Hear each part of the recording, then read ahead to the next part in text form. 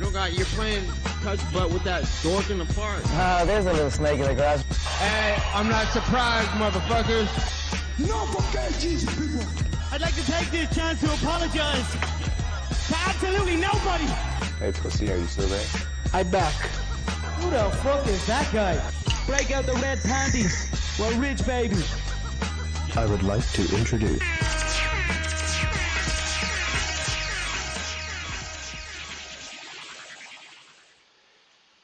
And we're back. Like the MMAforMoney show, episode 85. Like the hands on a Rolex watch, we just don't stop. I am your host, as always, Mike Copenaver, Real Mike, at Don't Cope Just Win on Twitter. I'm joined with the co-host and producer of the show, T. How you doing, T?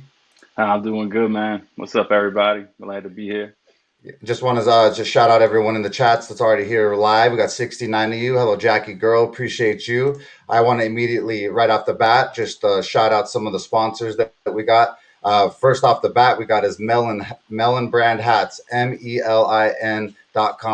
It's my boy, Brian McDonald, is one of the co-founders of the company. In high school, he talked about having a luxury line of hats, and they would just be a whole nother level, like a Rolex watch compared to a Casio. And the hat that I'm wearing right now is one of the 4 new neon editions. It sold out in 23 hours. They sponsor Phil Mickelson, they sponsor Michael Chandler, and now they sponsor your boy and the MMAforMoney show. So make sure to go give my boys some love over there at MELIN.com brand hats. Get yourself some gear. I'm telling you, the sickest hats you've seen. And next up, the newest sponsor to the show, a sponsor that I cannot thank enough, that I'm honored, absolutely honored to have, is now Fokai clothing. It's from Guam. All my Guamanian friends, all my Chelus, everyone there, Roman, the owner of Fokai, for giving me the opportunity to sport his gear on my show soon.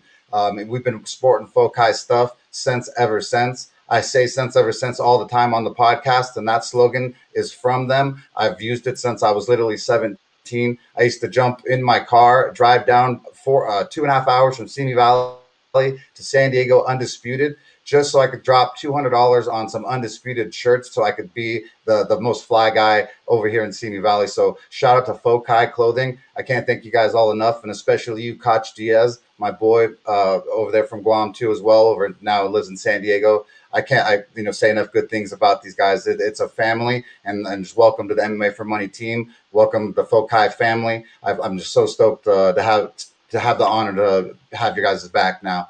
Next up and last is the Spliff Seeds Amsterdam. You guys have been and had my back ever since. I'm one of the best MJ cultivators in the world. Lemon Cream Kush, the plant you're seeing there featured on Spliff Seeds Amsterdam. That is my baby girl. That's my plant that they featured there on their site, because they know that I'm the baddest dude when it comes to that. So shout out to Spliff Seeds Amsterdam. Go give them a love, some follow, and order yourself some genetics of the absolute fire. So with that said, thank you all. Thank all the sponsors, and you too, Ryan Richardson, kick your bass. You're the man. With that said, we're going to go right into the UFC Vegas 23 review. Hello Mel. I just want to shout out to Hello Mel B. Thank you for joining. Hello Ryan. Thank you for joining as well. Vince Guzman in the chat. All 84 of you that are here already live listening. Once again, we're gonna just rip through this UFC Vegas 23 that I absolutely ate shit on. I mean, I rarely lose fucking 3 bets, man. It was unreal, and but it is what it is in the game. So first on the prelims was Impa Consagna. He's 8-1. He was a 300 favorite, and he absolutely just manhandled Sasha and made him look soft. I actually thought Impa was going to strike him with TKO KO and devastate him, but he ended up getting a submission on Sasha. And if anybody does jiu-jitsu and you saw how pathetic the jiu-jitsu, the choke defense was on Sasha, it wasn't even white caliber stuff, dude. It was just like no caliber. It was like not even a 22 caliber gun. It was so weak. So Sasha, soft as could be. Impa made him look that way. What did you think about that, T? Yeah, Sasha didn't have nothing for Impa there. I wanted to go Impa in that fight, but that was too early in the morning for me, so I actually missed that fight. I walked in towards the end and saw him choking him out, but glad he got the sub and got the win. But yeah, after that fight, we had Dan Jung versus William Knight. This was a fight I thought William Knight would come in and it would be a striking bout. And William Knight's a thicker guy, stronger. I thought he'd catch Jung at some time in the fight, but Jung came out and he fought a smart fight. He took William Knight down. He put him on his ass, and he freaking kept him there. And he kicked his butt, and that was the end of that fight. What you thought about that, dude?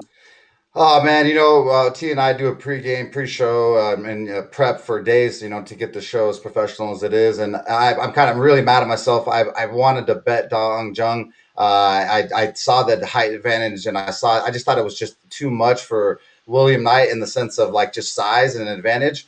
But then I looked at Dong Jung, the way he left. He leaves himself open in the pocket, leaves his chin wide open, and I thought maybe William Knight would be able to land something inside, on his chin and crack him. But did you think he could take him down? Did you think he was gonna take him down in that fight? I knew that was his best game plan, because you're not going to stand with a guy with dynamite in his hands, So that's William Knight's chance. So it is what it is. We like I said, we didn't bet him, so we just picked William Knight because of his power, but the size advantage and everything was really concerning on that one in general. But the next fight was an absolute disgrace, man. It was my first loss of the night. It shouldn't have even been a loss. Jordan the Psycho Griffin, him and Luis Saldana, yes, they went to war.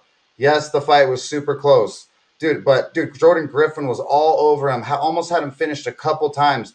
But I blame Jordan Griffin himself for the fact in jiu-jitsu, it's position before submission. And he was so just ignorant to the fact that he'd rather go for an old school bulldog choke, or before, instead of taking hooks, taking a body triangle, then going for an RNC, which has a way higher finishing percentage. I was really disgusted. I mean, not only the fact that we lost the fight, because I thought Jordan won, but when the judges came, holy shit, dude, it was a split decision. So if you don't know what that means, it means that there's 3 judges, and one judge had it 29-28 for our boy, Jordan Griffin. The other judge had it for Luis Saldana. And then this other judge, who knows nothing about mixed martial arts, that probably smokes crack on the streets in Vegas, she or he had it at 30-27. 30-27. That means that person saw it clearly, all 3 rounds for one person. If you watched that fight, you were disgusted. I know Best Fight Picks was disgusted. I know Diehard M&A was disgusted. I was fucking merely disgusted because that was my first bet of the night. I took an L for absolutely no reason. Jordan the Psycho Griffin, I blame you personally for your shitty jiu-jitsu techniques and the fact that you went for submission before submission. So I'm sorry for the L there, folks. Like I said, that shouldn't even have been one, but that's the MMA game, bro. These judges, like boxing, they're corrupt as can be. There's money that swings both ways. And so, I took that L and it went right up the A. Yeah, I don't know how you get 30-27 in that fight, personally. That's kind of crazy to me. That just one of them fights where the judges just drop the ball and you're sitting there like, what the hell just happened? I didn't understand it. But next up on the card, we had Hunter Azor versus Jack Shore. That was a good fight. Going back and forth. Azor kind of showed out. So did Jack Shore. They went back and forth. I thought Shore got the best of him. What you thought about that one, Mike? Yeah, I was super high on Jack Shore. If you listened to the podcast last week, he was going to be one of the bets that I was going to fire on. So if you listened last week, I told you, dude, this kid's jiu-jitsu game was slick, that he had a really good good mobility and good entries on his takedowns. But the only thing that I was worried about is during COVID over in his homeland that he didn't have enough training partners. So I didn't know what kind of shape he was going to be in. And so fighting a wrestler like Hunter Azor, who, don't get me wrong, he was a tough son of a bee in this fight. And this fight was a very good one to watch for a mixed martial arts standpoint, between the jiu-jitsu, the striking mixture. Everything was just beautiful. But Jack Shore clearly dominated, to me, had the win. I thought he looked sharp for, not having, in a COVID era, it's very tough for these guys to prepare. But shout out to Jack Shore for that W. Now I believe 13-0 or 14-0, but it was an amazing win. And dude, next up on the card is literally, if you listened last week, these were the big fat bodies that I was talking about. These 2 big bad boys that were going to throw down and someone was going to fall down. Humpty Dumpty wasn't going to get back up. And if I told you that, I was so spot on. It wasn't even funny. And then again, Jorgen, it was Joris Danho versus Jorgen De Castro. Joris Danho was plus 245. Jorgen De Castro was negative 290. I told every motherfucking one of you, if you put your money down on Jorgen De Castro, who's negative 290, don't you ever watch the show again. You want to know what happened to the favorite, the negative 290? Joris Danho slept his ass and got him a sponsorship from Casper Pillows after the nap that he took. He was sleeping on the ground for so long after that it wasn't even funny, dude. I literally put my 3-year-old to sleep as long as he was sleeping on the floor. But shout out to all the Danho supporters, all the people who had the big balls to put the money down on the plus 245 big boy. Because like I said, it was dog or pass. And the dog, he won. So bark, bark, baby. He ate that shit. It was beautiful. What did you think about that, T? Oh man, yeah, he cleaned him up pretty quick. I was mad. I watched the fight. I was thinking about taking a dog there, but I just didn't. Sat that one out, and I missed out because he went down like a ton of bricks real quick. He hit him in the temple, and that was it, man. But yeah, after that one, we had our second bet. It was Ignacio Bahamondes versus John McDessie. We thought Ignacio had a big reach advantage here, and he would just outstrike him, but McDessie toughed him out, man. He sat up there in the pocket and just started hitting him hard. And I don't think Bahamondes was ready for that. He definitely lost that first round. It was competitive after that, but it's kind of clear to see that McDessie got the best of him there. But what you thought about that, Mike? Yeah, I talked a lot of shit about John McDessie last week, so I'm a man enough to admit when I was wrong. He won the fight, man. The veteran. I usually back the veteran versus the newer comer, but in this spot, man, a guy with a 7.5-inch reach advantage, 7 inches taller. Ignacio. I mean, this was a competitive fight too. It wasn't like John McDessie's jab was really, really sharp this night. It was the sharpest I've ever seen him. It caused cuts on Ignacio's face. And that damage that the judges see that blood dripping and the little bit of cuts from those 4-ounce gloves, those stitching on the gloves cut the face so easily. I never really realized it until my brother brought home a pair of the UFC gloves and then obviously hit me with them because he's a dick. But either way, they're not fun, bro. The boxing glove ain't fun. And once I got hit from one of those 4-ounce gloves from War Machine, and you can get cut real fast with the stitching. So it is what it is. The Ignacio Bahamondes, he's still got a lot of talent. He's very, very young. He's out of Chile, so shout out to Latin America. John McDessie did what he needed to do. I believe his camp change is what really, really edged him on there. So, but we took that L there, and so that was one I will be okay with losing because John McDessie was the clear winner there, and he looked sharp. But the Jordan Griffin one, I still won't accept. And anyone at me, I'll come at you. Yeah, I hear you, dude. So, on that one. So next up on the card was literally probably one of my favorite fights on the whole card, man. It was Mathias Damrat versus Scott Hot Sauce Holtzman. And the reason why it was just so exciting for me was, dude, Mathias Damrat's mixture of mixed martial arts was fucking phenomenal, dude.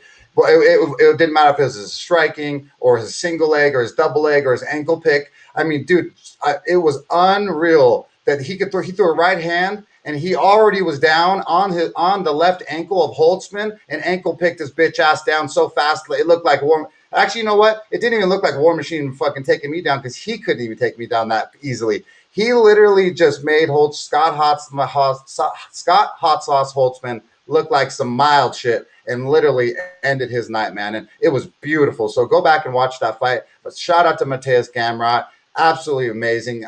We had him to win this fight. The negative 230 was just a little steep. There was a couple of those that won that I wished I could have fired on, but it's irresponsible to fire X amount of dollars when you're fighting a guy like Scott Hot Sauce Holtzman. But what did you feel about that one, dude? Oh yeah, just Holtzman just sat there. He looked like he was cocking that right hand, and that's really all he had for Damrat. Damrat just schooled him, man. That was pretty much it on that fight. I enjoyed watching it though. Damrat, put on a show. That's for sure. But after that, we had Jim Miller versus Joe Salecki. This wasn't the most exciting fight. Jim Miller did set the record for the most fights in the UFC with 37. So that was good to see. OG, at least he got something that night because Salecki just grabbed him, threw him down on the mat, and just kept him there. And he fought a safe fight, didn't want to get caught in any submissions or caught in any bad positions, and he just laid him there. What you thought about that one?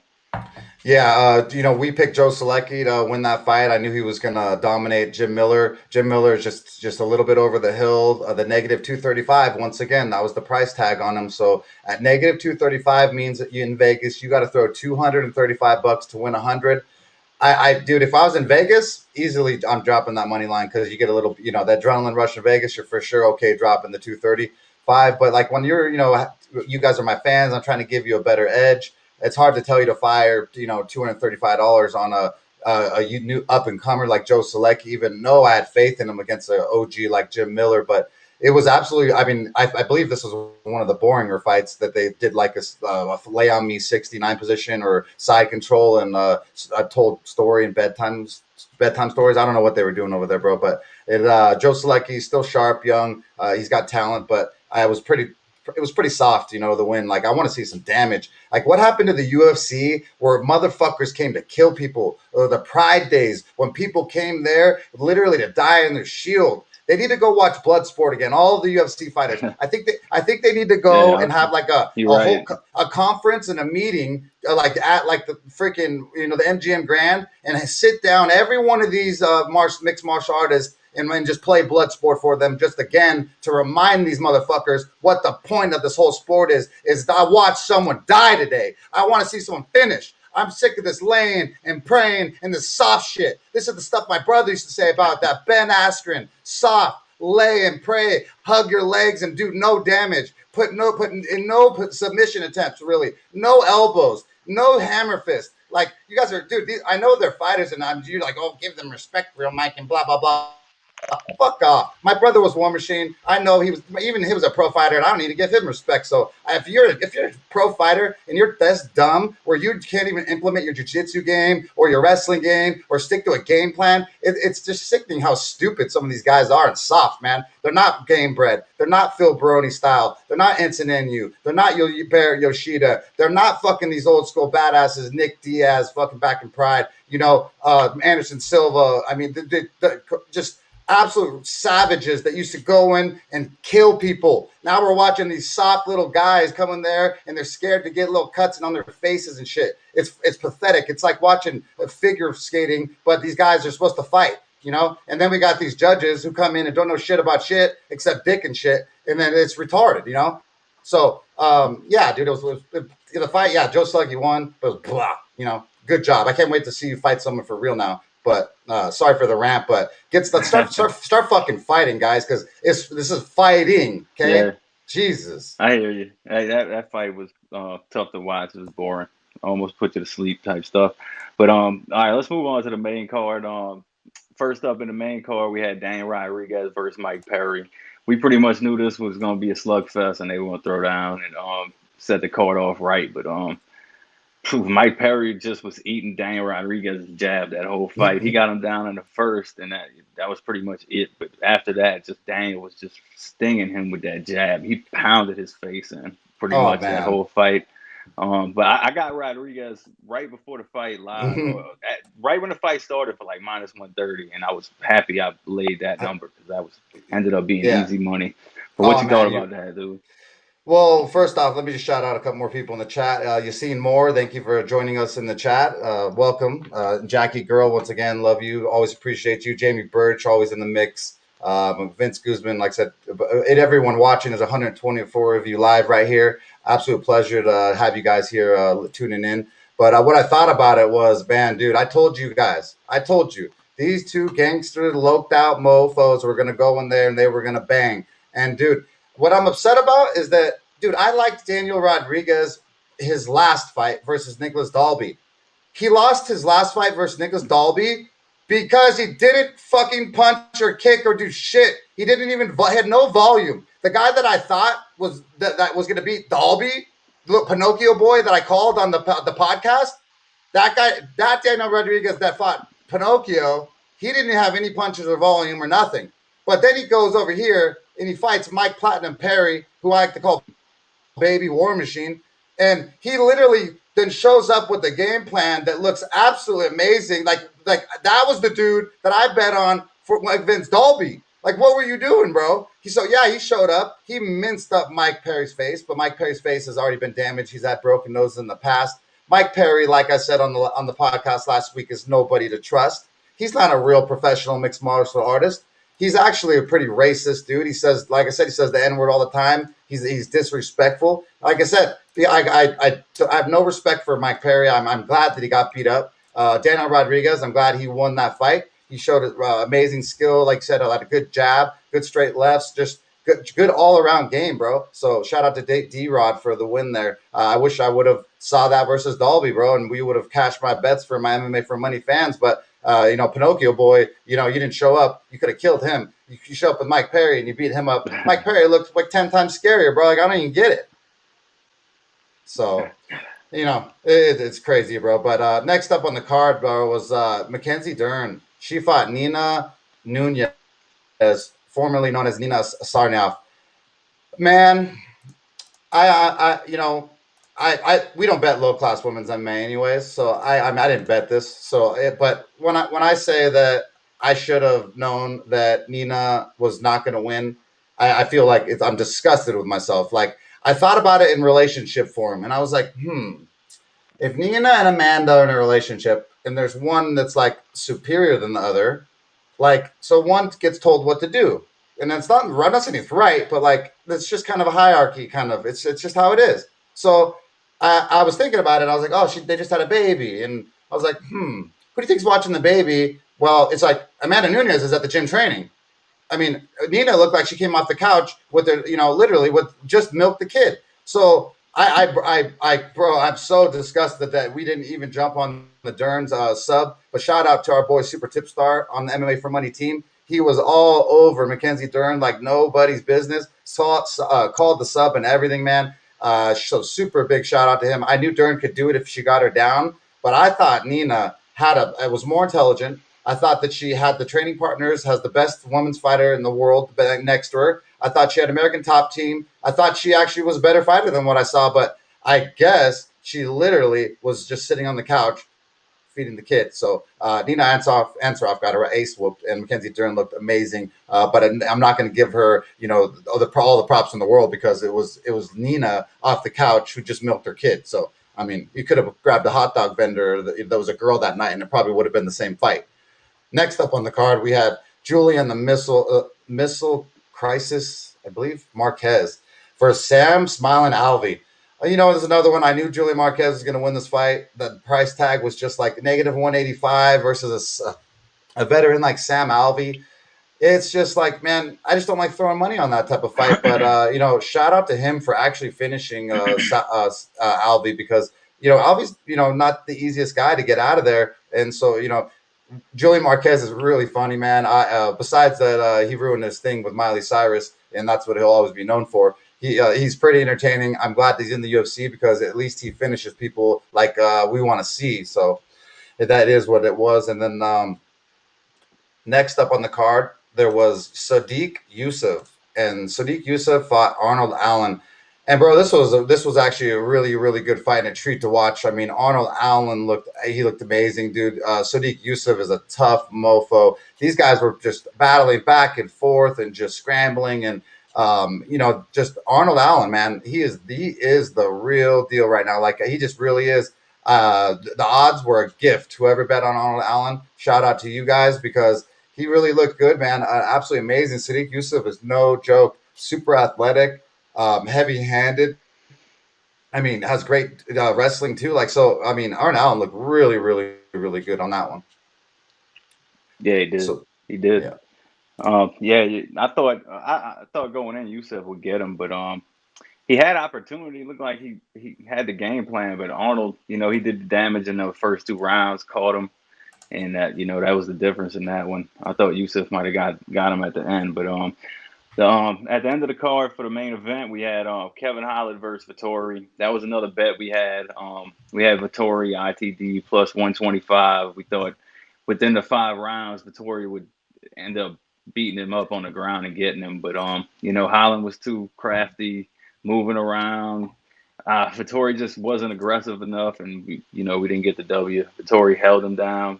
Basically just did the same thing Brunson did to him. I didn't see it much different than that. A little bit more damage he did to Holland and Brunson, but pretty much the same thing. What you thought about that one, Mike? Oh, well, I mean, I've been a Marvin Vettori fan since the beginning of his career, pretty much, and so this one hurt a little bit because he was negative 320, which means you had to throw $320 on him to make 100. Once again, I knew he was going to win. But to throw $320 to make 100 versus a guy like Kevin Holland, who one punch, one kick, it could just end your on $320 in a second. Is just not advisable. So I took the inside the distance in the 5 rounds. Dude, Marvin Vettori had him mounted. He had him fucking full mounted 1, 2, or 3 times. Full fucking mount. He didn't do shit. He didn't do an elbow. He didn't do a punch. He didn't do a fucking head against us. He didn't do shit. Not a choke. Not a rape choke. Nothing. He didn't set up a head and arm. Dude, he tried to do a head and arm choke. Bro, it was the most fucking pathetic head and arm choke I've ever seen, bro. He literally didn't even know how to do it. And you know what was even sadder? I watched him turn his head to his corner to ask them for advice on how to finish the fucking move. And so right then and there, I knew the inside the distance was fucked. So he should have done it. He could have done it. But once again, these soft-ass fools who don't want to come in here and fight and die today, like the original UFC guys that used to fight not once, not twice, but maybe 3 times, and had already had cuts and already had bruises, and they already had all the excuses these guys make. My lady's got her tampon in, I can't come this week. I mean, all the things that are going through these fighters' heads, I don't get it, dude. I don't get what the fuck we're watching anymore. The UFC has watered down our sport. It's literally becoming the softest. It's like nobody's here to kill anyone. I'm sick of it. Get a conference going. Fire everybody that doesn't want to hurt someone because we got enough people on the roster. They're literally watering them down. So once again, I disgusted because Marvin Vettori, once again, another bet that at 1.25 units that should have been easily cashed because he had, dude, a full mount position. You should have landed multiple elbows, slammed him in his face. He should have been bleeding all over. He should have then he would have had Holland had to flip through his belly. He could have flattened him out, slammed him with more fucking punches to the back of his motherfucking head. I don't care where you hit him. And then he could have choked him to fucking death. But did he do that? No. Fucking soft. Not a fan anymore, Marvin Vettori. I'm not a fan of any fucking fighter that's not trying to kill a motherfucker today. This is mixed martial arts. I want to see fights. I want to see gladiator-style shit. I want to go back to Rome, where the Colosseum, where 2 motherfuckers go in there knowing someone dying today. And the fans, we love it. We cheer it. I want it. Bring the shit back. I'm sick of the soft shit. Fucking weak, bro. I'd rather do the NASCAR races. Some of the NASCAR drivers take bigger crashes that have bigger hits than some of these guys laid this weekend. You guys are soft. Soft.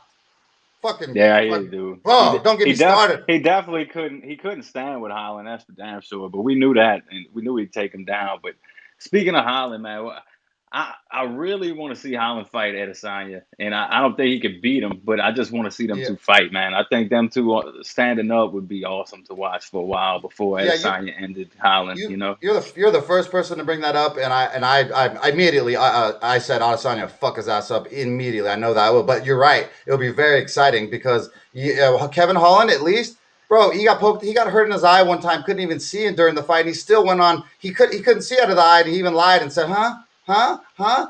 Yeah, I can see. That's a fighter, bro. These other guys are like, oh my God, I get hit in the nuts. Oh my God, I got to stop the whole fight. Oh my God, oh God, please God. Oh my God, I got hit below the belt. It's like, dude, shut up, dude. Stop being soft.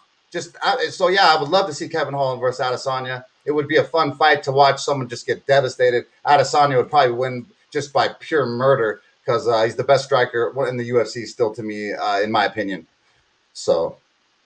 But we're done. So that's enough of UFC Vegas 23 and my ranting on that. So, but a shout out to all 139 of you guys here live. Appreciate the awards and the love and the likes. Shout out to Jason Torello, MMAforMoney, Prime Time, motherfucking himself, MMA.com, MMAformoney.com. Make sure you go there. Look at the packages. My boy Prime is the absolute best sports bettor in the entire world. There ain't nobody that could hold his jock strap. Dude, his NASCAR wins alone will pay for your mortgage for at least a few months at times, bro. I mean, he's hit plus 30,000s.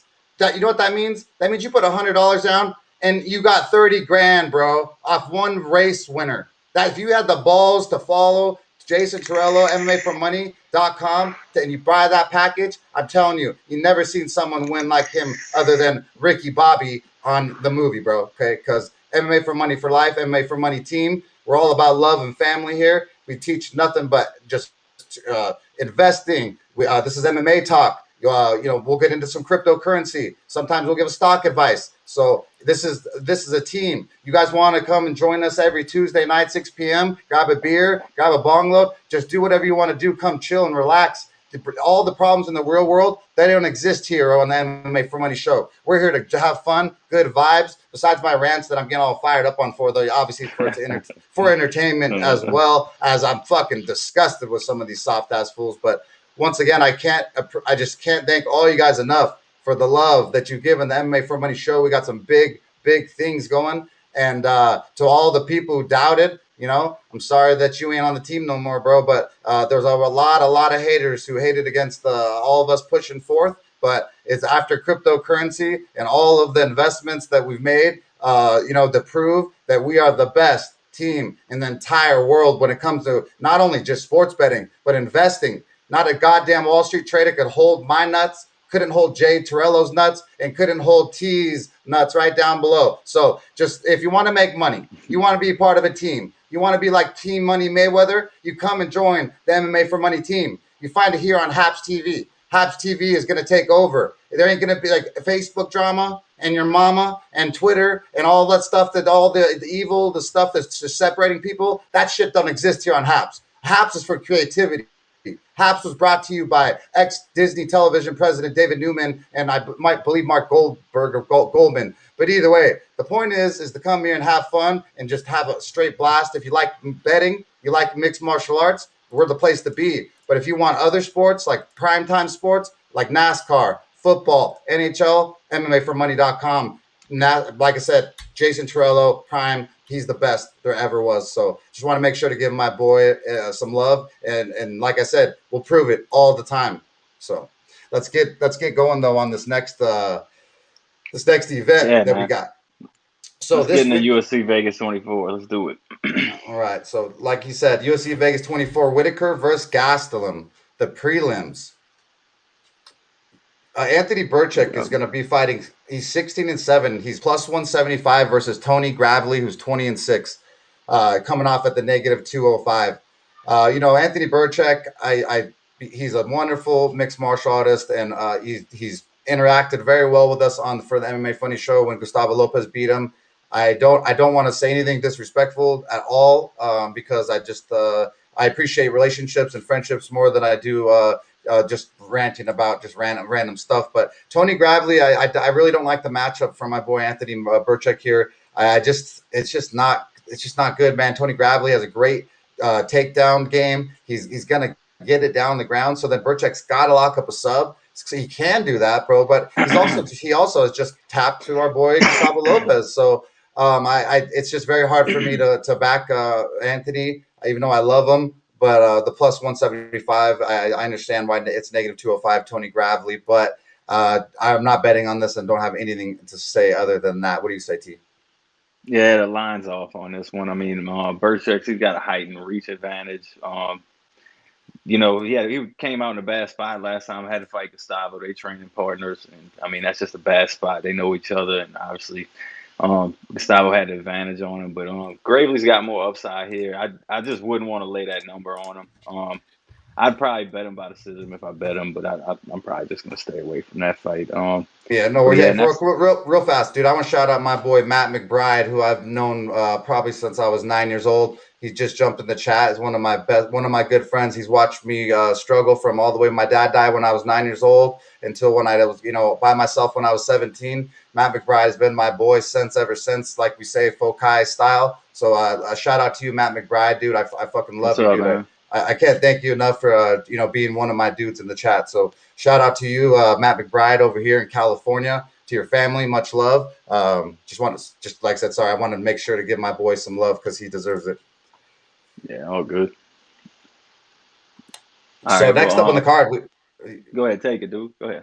Yeah. We have Zara Farron, 6-4, plus 110 versus Josine Nunez, 7-1. It was negative 130. Right off the bat, we see the Nunez name, and it gives you like these butterflies and like, what, Nunez, the man in Nunez? Oh my God, is that like her cousin? Is that her sister? Is that her brother? Is that her mother? Like, who is that? No, it's not. It's not her. Okay, it's not who you think it is. It's not. It has nothing to do with the man in Nunez. Don't be betting on this girl because her name's Nunez. She's 7-1. That's what the draw is going to be, right? She's 6 wins. She's coming on 6 wins in a row. But this is where it gets suspect, folks. Okay. So this is how you break down fights, all right? Then you go and look at the line, all right? And then you're like, all right, that's the odds. Then I go to the records. I go to the records and I see her last 4. Let's just go to her last 5 wins, okay?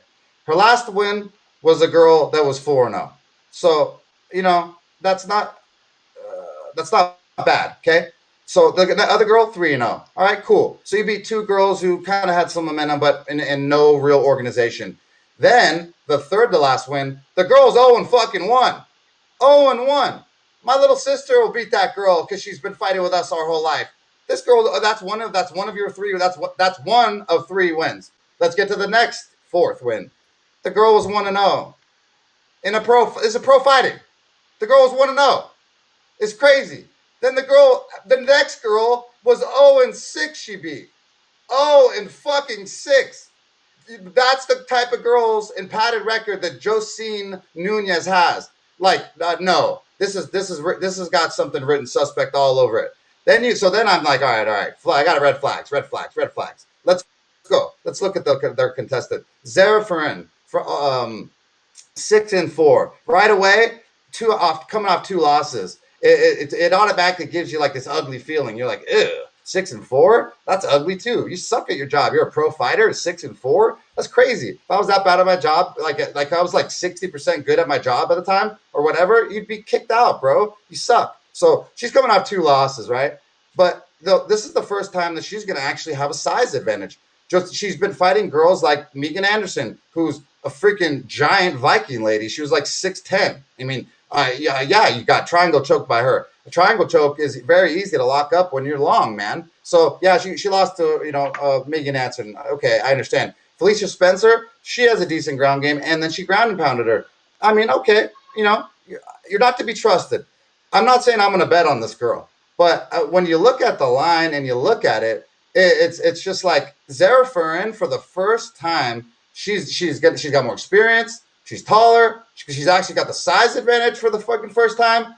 I believe Nunez is in the wrong weight class with no ground game. So I to pick the underdog here at the plus 110, Zara Farron. What do you say about that, T?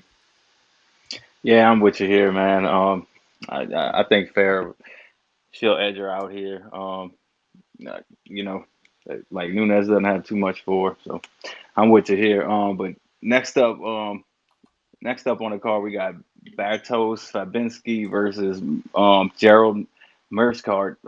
I can barely say their names, but what you think about this one, Mike?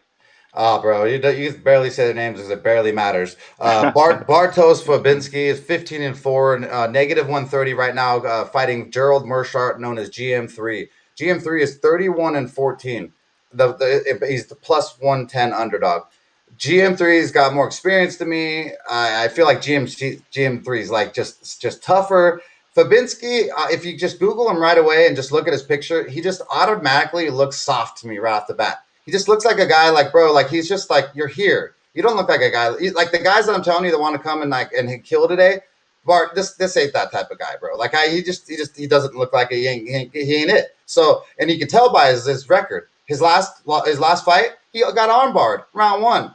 The one before that, he finally won. He won one. It was a decision. So he's not even a finisher. Then he lost again by guillotine choke. So you know what that means? He's a motherfucking tapper. He might as well just start tapping like a woodpecker on a tree, because once you're a tapper, you're always a tapper. And that's a rule in jiu-jitsu. Guys go to sleep or they fucking tap. And if you're the type of little sissy who taps to a guillotine choke, you're soft. Okay. And anyone that does jiu-jitsu knows that unless that guy is just really, really good at that specific move and is a higher rank than you, then the guillotine choke is, maybe acceptable to be fucking choked out by someone higher ranked than you. But dude, Fabitsky's soft, bro. I'm telling you, if GM3 gets this dude on the ground, he will be able to submit him. I think he'll be able to submit him fast. I just don't think Fabitsky's tough. I think he's Twinkie soft, pillow soft, Sherman soft. That's how I feel about him. And but the only thing that bothers me, I believe it's GM3 is at Rufus Sport, and Brendan Allen, he's not there anymore. He switched to a different camp. I think that was his biggest training partner to roll with. So GM3, I mean, who's he rolling with? I know he doesn't got a big brother as crazy as mine to freaking roll with. So I don't know, man. It's a very, very hairy one, but at the underdog price of plus 110, I think that Gerald Mershard is the way to go. Yeah, I'm probably gonna go with him here. At the plus 110, go with a little bit of dog money. I might take him ITD too if that line's good. Next up on the card we got Jessica Pinay versus Lupita Godinez. Godinez is 5-0. This is gonna be her first fight in the UFC, so she's stepping up in class, hopping in the UFC. Pinay is a big question mark. She's got the height and reach advantage. She's coming off a long layoff. The last time she fought was 2017. Pinay has fought the better fighters, obviously. She's been in the UFC, but she's still a big question mark here. I'd go decision here or pass. I'm really not sure we'll get here from Pinay. But what you think about this one, dude? On this one, Jessica Pena is not to be trusted ever. I personally know down Alliance MMA. They're a great camp down in San Diego. Shout out to Eric Del Fierro. Even though I don't care for Dom Cruz too much, still shout out to him and then all the other savages that are over there.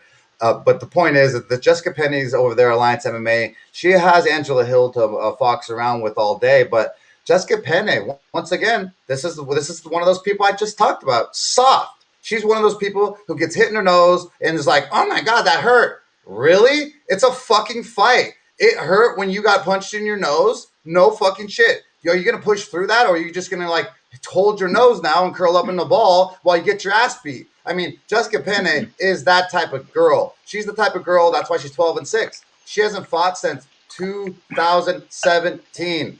She is beyond old now, bro. She is washed up. There's no, I could never back her in this. The number is -300 on Lupita, who's 5-0. It's very hard to lay your money on a favorite versus a newcomer like this versus someone that's supposed to be the veteran,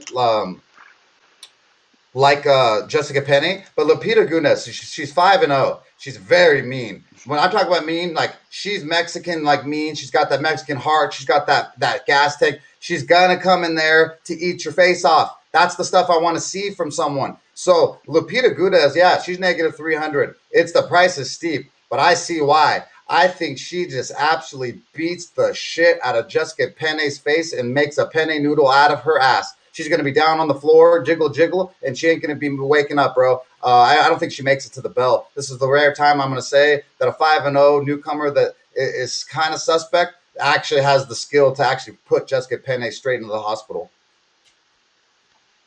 There we go. So you getting me kind of bucked up for the women's fight, bro.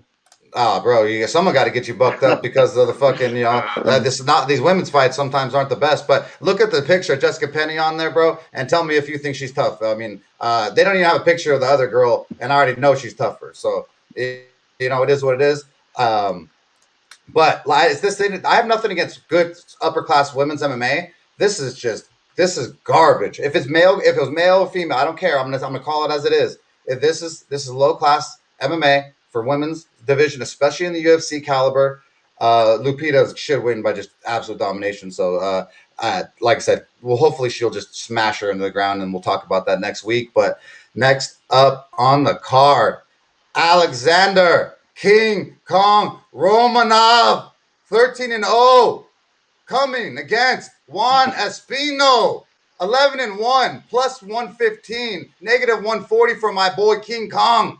If you haven't watched Alexander King Kong Romanov, you please go watch the motherfucking highlight reel. He's the type of dude to grab you, to pick you up and slam you on your bitch ass back.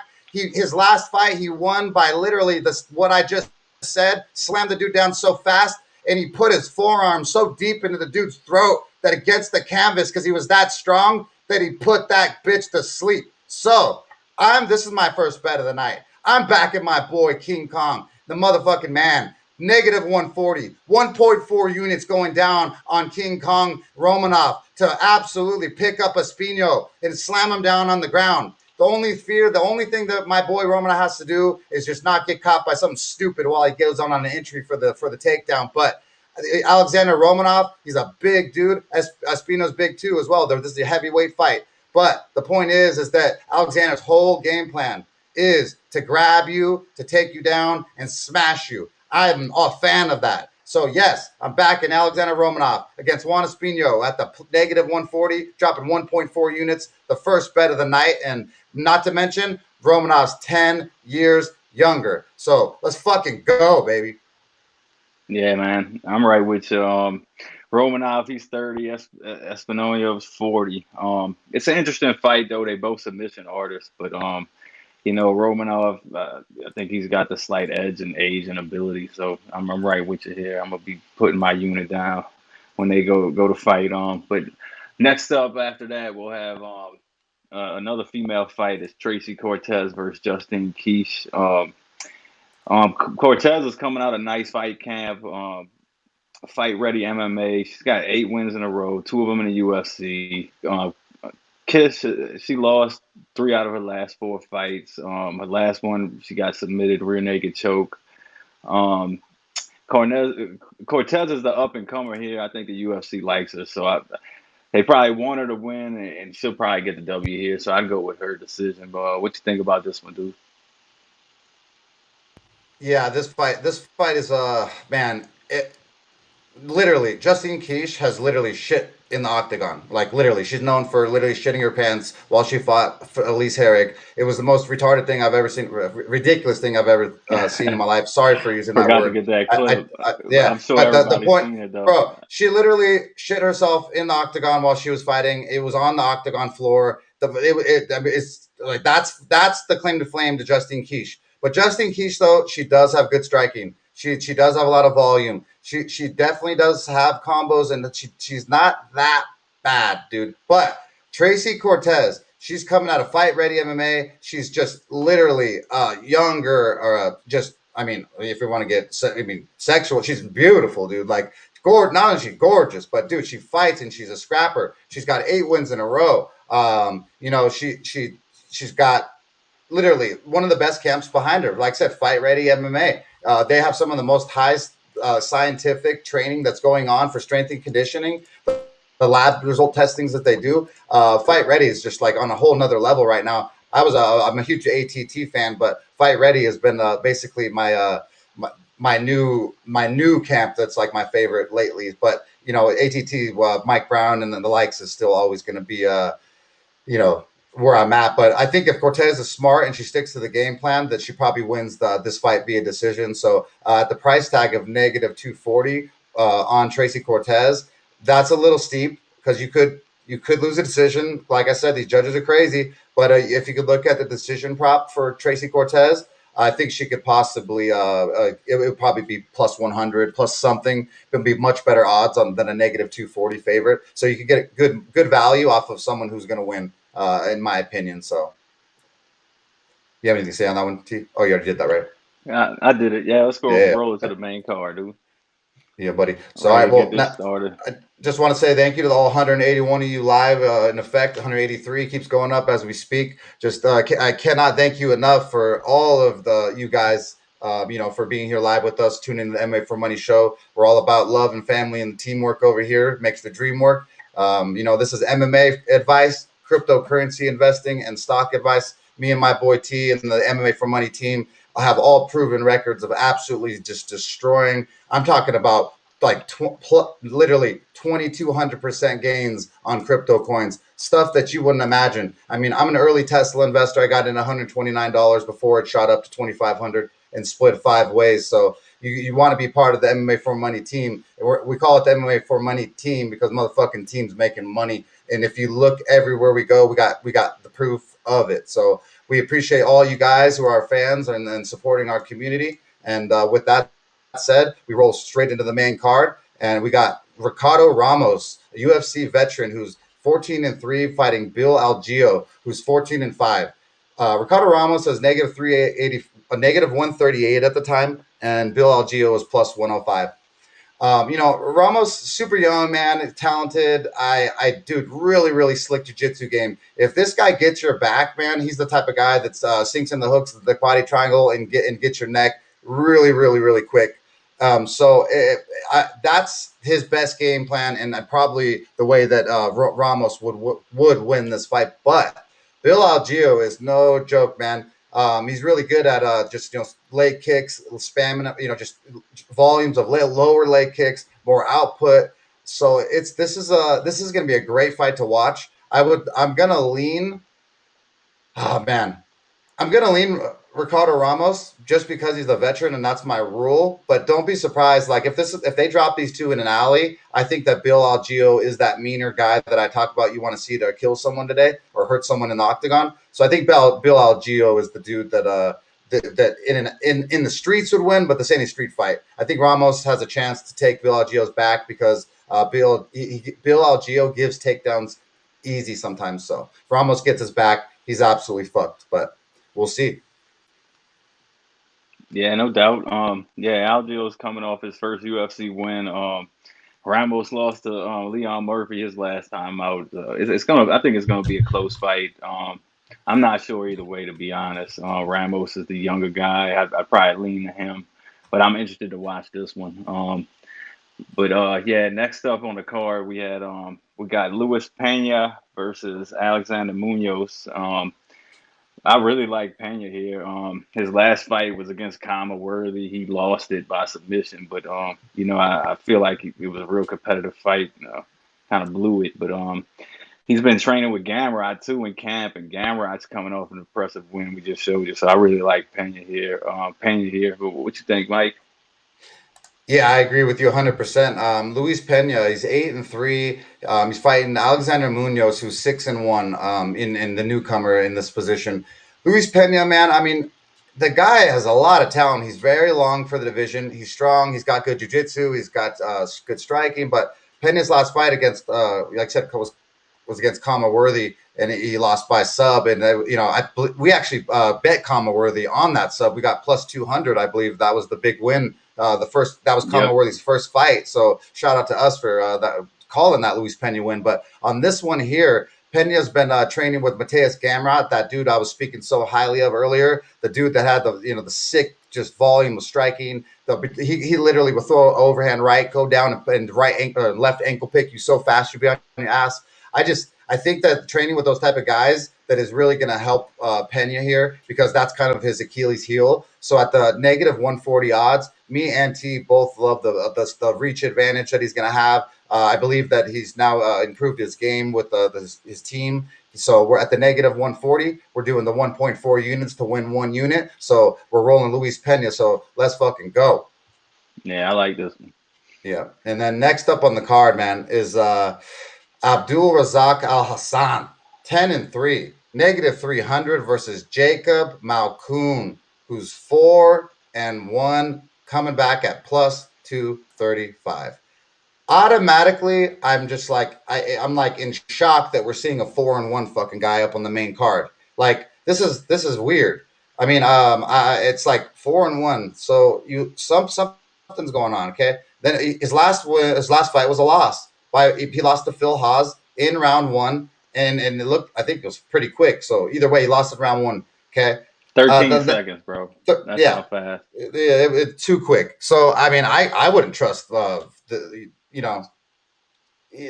that too much because, man, Phil Haas is a tough dude. He has a lot of power. That could happen when you walk in the pocket, and so it's just weird. So, but man, I'm having a really tough time with this one because Abdul Razak Alsan is a straight athlete, dude. Like he has some major skills. He's coming off 2 losses, one to Chaos Williams, who that loss right there. I understand. If you go look up Chaos Williams, he'll knock you out too. He knocked me out. He knocked my brother out. That dude is vicious. So I can't even discount Abdul because he got knocked out by Williams. And then his other loss before that, was Munoz, who's an amazing fighter. So that was a decision. So, he walked into a punch versus a very dangerous Chaos Williams. Jacob Malkoun is 4-1. There's just no way in hell that I can go against the OG veteran here, when this other guy has just not proven much to me. So I see the negative 300 price tag. It's definitely steep. It's steep. I don't like it. I'm not firing on it. But I believe that Abdul Razak Al Hassan should be able to win this fight. But once again, negative 300 is a little steep. And, it's just tough to throw that money down on that. I recommend just watching it. Yeah, no doubt. Yeah, Abdul was coming off of 2 losses. Got finished 30 seconds his last fight. Malkoun too. So they both got something to prove. I think it's gonna be a stand-up battle, but I'm leaning Abdul by KO. I would not lay that number though. There's no way I'm touching that minus 300. You can forget about that. But yeah. Next up on the card, we got a serious OG, Andre Orlowski fighting Chase Sherman. Chase Sherman gets hit a lot, man. His wins really don't impress me too much. Orlowski coming off of that loss to Espino. I think Andre still got some left in the tank. I mean, he's been around forever, but I still think he's got some, and I might even bet him here. I don't know if I want to lay anything on him. I might just do it for old time's sake. I think he'll edge Sherman out here. But what you think, Mike? Oh, dude, I mean, I'm going with the Pitbull all day. I mean, dude, Chase Sherman. I mean, he's been in and out of the UFC like a ring girl, bro. I mean, he ain't permanent like Andre Orlovsky. Andre Orlovsky's been in there with absolute savages. Chase Sherman has been knocked out by non-savages. I mean, this is an absolute gift. Volleyball just thrown up to Andre Orlovsky to just smash Chase Sherman into a marshmallow that he is. I can't believe that this is a matchup. Negative 170, I'd probably be personally firing on him. I think that I just don't see how Chase Sherman beats Andre Orlovsky. There's just, I don't care how old Andre Orlovsky is. Andre Orlovsky is still at least coming forward. He's still at least trying to throw bombs. His last loss was with Tom Aspinall. If you know what Tom Aspinall is, he's a stud. It was by rear naked choke. So you can't even hate on Orlovsky losing to a freaking a stud who's only 28 years old. I mean, this Chase Sherman ain't 28 years old, folks. Chase Sherman is, I believe, 31 years old. So, I mean, last time, dude, he's going to just manhandle this kid. He's going to smash him. It's going to be Andre Orlovsky, the Pitbull. Hopefully it's a retirement fight, a walk out of victory, so we can see one of the legends just go out without going out on a shield, but putting the other guy down on the floor by the KO. I'm going Andre, the Pitbull, Orlovsky to win, to throw it down the retirement and walk out of here. Yeah, no doubt, man. I've been wanting to bet Andre. It's not a show pick though, but we'll probably still go bet him. That'll be fun. And if you guys tune in, if you go to my Twitter at Don't Cope Just Win, Don't KOPE Just Win. You can go to T's at Saints_504. You go to the MMAforMoney show. We post other bets sometimes. If I see a weigh-in, and then I see something fishy, I'll put another bet down. And so sometimes there'll be a late addition to something I see, because the weigh-in day is the easiest day for me to pick an actual winner. It takes a lot more balls on a Tuesday when the lines just dropped to call a shot. A lot of these guys, they wait for 4 other podcasts to come out. They listen to all their picks, and then they make their choices with a lot of extra information. On the MMA4Money show, we're one of the first to fire. We're on time every time, like clockwork, like we said. So it's consistency and persistence over here, and it's what makes us win. Next up, we have Jeremy Stephens versus Drakar Close. Holy shit, bro. This is going to be fun, dude. Jeremy Stephens is an absolute savage. 28-18. Negative 145 on the betting versus, and Drakar Close is 11-2 plus 120. Jeremy Stephens has some devastating power in his hands. He's moving up in weight class from 145. I believe this is 155 this time. So the weight cut shouldn't be so harsh on him at the older age. He should, the power should transfer even more there, in my opinion.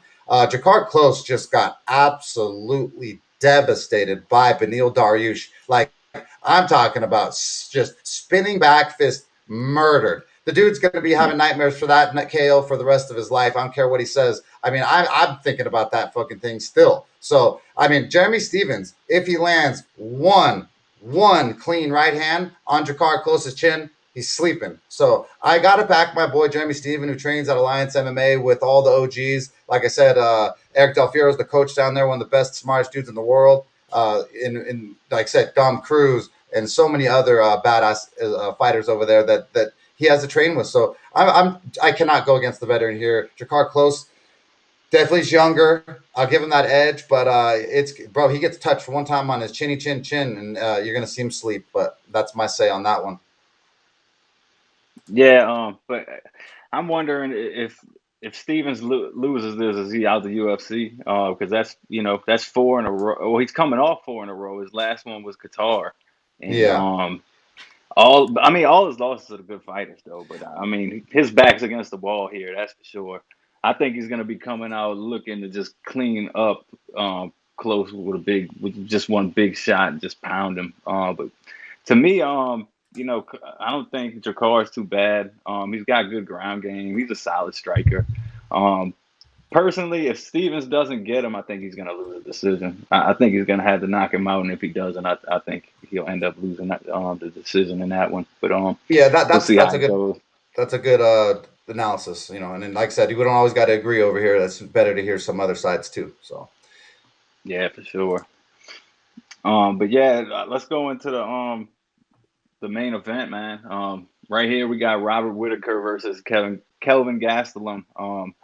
Man, I love Whittaker, bro. Like, if Ed Asani wasn't in this division, I think Whittaker would be running it.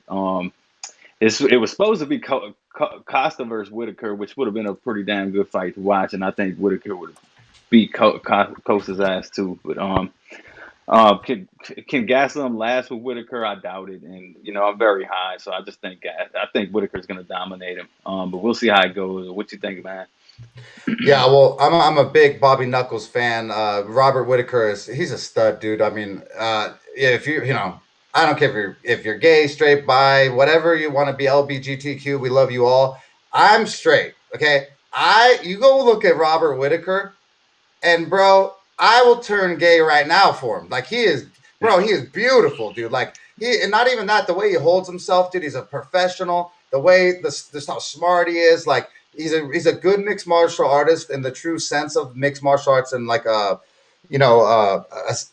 discipline. He's just very disciplined. I just love Robert Whittaker. He's the type of guy that you want to like show your kids and be like, go be something like that guy. Don't be similar to my bro War Machine where I told him stop talking on Twitter.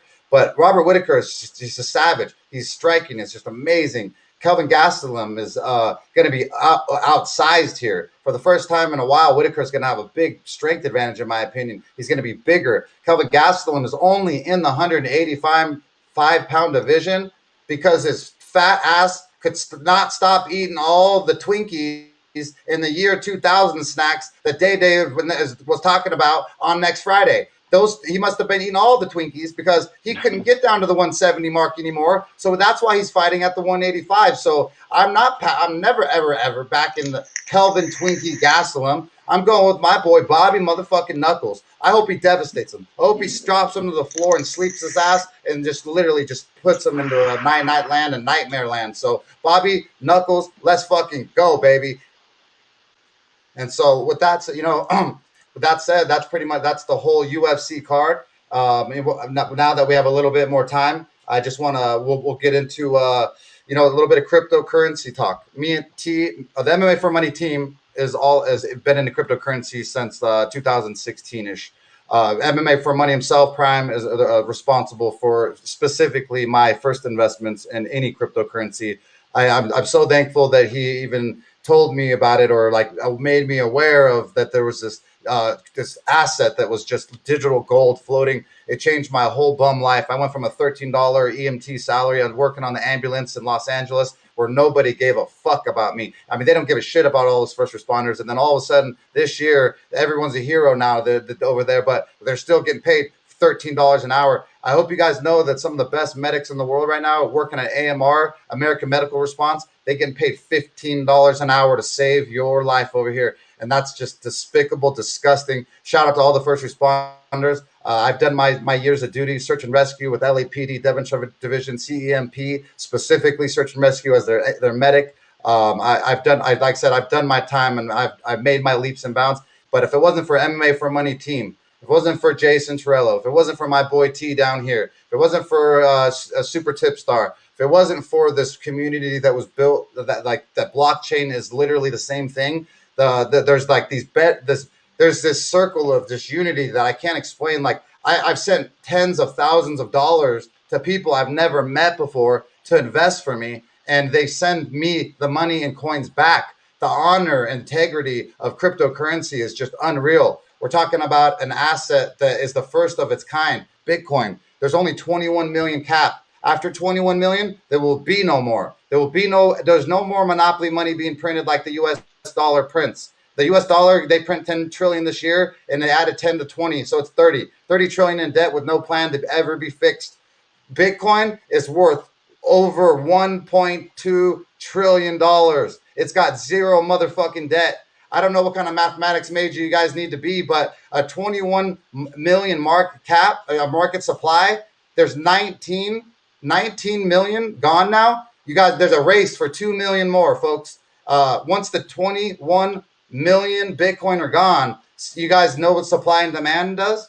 The supply is gone, folks. You see how much money it's worth today? It's at all-time high, $64,000, $63,000 a Bitcoin. It was at like $1,000 when we started talking about it. We told our team to invest. We started investing in ICOs like Nexo, like Voyager, like Waves. Some of us got into. Nexo alone was one ETH, $500 I threw in 2017. That one ETH, each one that I threw, that one ETH is now worth like $30,000 plus dollars each ETH I threw into Nexo. So, dude, literally just unreal amounts, dude.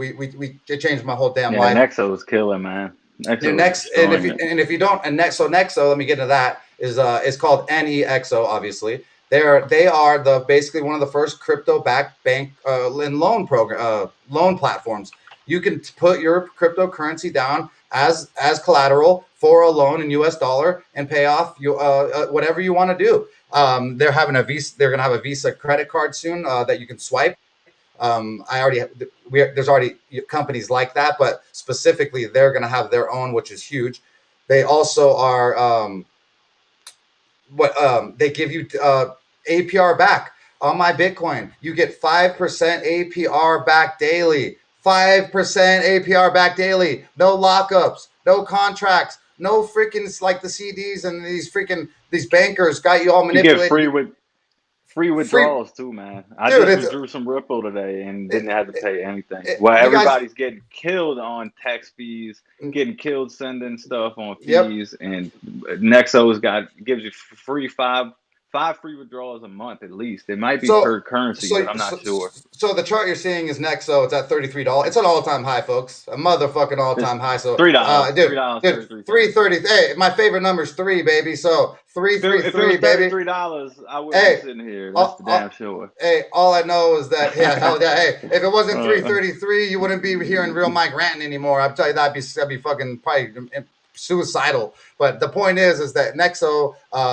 Bitcoin, Voyager, all it's too many. ADA, freaking Stellar. We told our fans to buy, man. I mean, how many times we got to tell you guys to buy some crypto and make yourself some gosh dang money? We're trying to change your damn life. Insanity's doing the same thing over and over again, expecting a new result or a different result. The system is insanity. Printing monopoly money, 10 trillion at a time is stupid. 30 trillion in debt is dumb. They have no plan to come back from it. They never will. Bitcoin will own them. Blockchain will run the world. You guys got to jump into it. and not just crypto. We do stocks too. So diversify. Start putting 5 to 10% of your salary each month into some crypto or a stock that you like. And you don't need to know much about stocks. Even if you just literally, if you like a product like Warren Buffett, you like Coca-Cola. I like Coca-Cola. I like the Mexican Coca-Cola, the bottle, the glass ones. So you know what I do? I buy Coke stock. Why? Because I love it. It's a good product. It's an easy C for me. You know, it's the same thing with Starbucks. Starbucks, there's a line all day. I have Starbucks stocks. Thank you guys for staying in line all day. I love you guys. You know, Costco stock, line out the door. Thank you guys. Shout out to Vince Guzman, our boy on here on Haps that works at Costco. He knows how motherfucking busy that Costco is. That was Costco stock is fire, baby. And you know, I'm gonna give you guys a freebie right now. I shouldn't even be giving you guys this, but because the MMAforMoney team is such just a generous, beautiful place. Coinbase drops tomorrow, and it's gonna be called Coin, COIN. Ted Hicks, I was already on it, baby, so don't worry, sweet. So I'm telling you, Coinbase is the first ever place I got Bitcoin, guys. The first ever, okay? They hold more Bitcoin than probably there's gold in Fort Knox, all right? They hold people's Bitcoin for them. Real Bitcoin owners like T and me and Prime Time, we don't hold our money on exchanges that can be hacked and or taken from by people. We put them in cold storage devices. They're cold storage wallets. They're also known as offline. I use the Cool Wallet S. People use Trezor. There's a Ledger Nano, you know, but you protect your assets. But the point is that we're trying to make you guys money. We want you guys to change your life. These guys aren't trying to change your life anywhere. None of your damn friends are going to tell you what me and T and the MMAforMoney team are going to tell you and do for you. We literally want all your families to be doing better. You know, every day I get text messages from people who tell me we changed their life. Go to my Twitter. I posted a few just in the last 2 days, man. And I got another today, but I don't need, like I said, this is about, I do work for God. I do work for the people. I want every single person happy. I've been waiting since 2017 for the Coinbase stock to drop. It drops tomorrow, folks. Coin, COIN. If you don't get it, just remember how I told you so. And then down the road, when they're talking about what a legend we are for owning basically the first crypto-backed bank or crypto exchange that's been regulated by the United States is Coinbase. Like the real most legit company is Coinbase. So if you want owning Coinbase is cool, for hell yeah. They got a grip of Bitcoin, and as it goes up, that company's just going up, and all of us are going to get stacks. Same thing with Bitcoin. It's at 64, it'll hit 70, and then it will crack down a bit, and then it's going to fly up 100K. And then wait till you see every S&P 500 company diversify, and they shit their bricks, and they all have to put 10% of their money into Bitcoin just to fucking save their lives when the US dollar keeps getting printed like monopoly money. And this ain't about politics or nothing. This is called just mathematics and factual basics. So, you know, personally, I don't know what that is. Ted Hicks, you know what that one is? GBTC.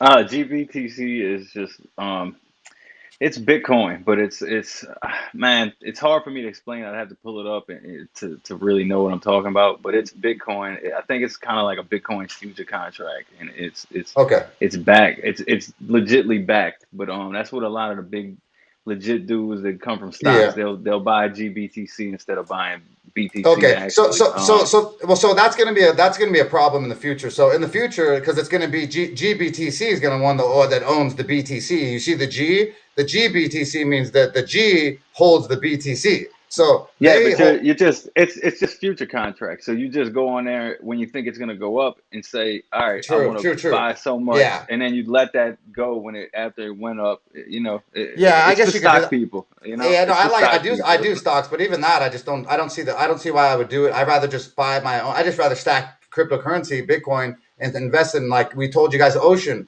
Me and T gave you guys Ocean at, what was it, T? $1.20, $1.17. Nah, when we get 90. Oh, when we gave it out here, I bought that shit on $1. But we bought at 99. We both bought at 99 cents. We told our fans at $1.17, I believe it was. It's already up. Like, I mean, what was it, 50%? T? Something crazy, like a gangster number. It keeps consolidating around $2, like $1.60 to $2. So we've already almost doubled your money. So, welcome. You're welcome. We love you guys. This is the MMA for Money show. This is what we do here. We want to be a team, a family, a tribe. Grab a beer, grab a bonglo, do whatever you want to do when you're watching our show. But we come here to have fun. You want stock advice, crypto advice, you put it out in the chat. I'll try to do my best to break down a specific thing I missed. If you want advice, you can join the MMA for Money team every day, Tuesday here on HAP, 6 p.m. Pacific Standard Time, 9 Eastern Standard Time. I can't thank the HAPS team enough for all they've done. All 243 of you live watching us break down this card. I appreciate you greatly. Please take my advice seriously. 5-10% of your money, please invest it for your family's future so that your grandkids, they can look back and look at you as just a bad dude. They'll call you King Papa instead of just Papa. So with that said, Betty, let's roll. Let's do it.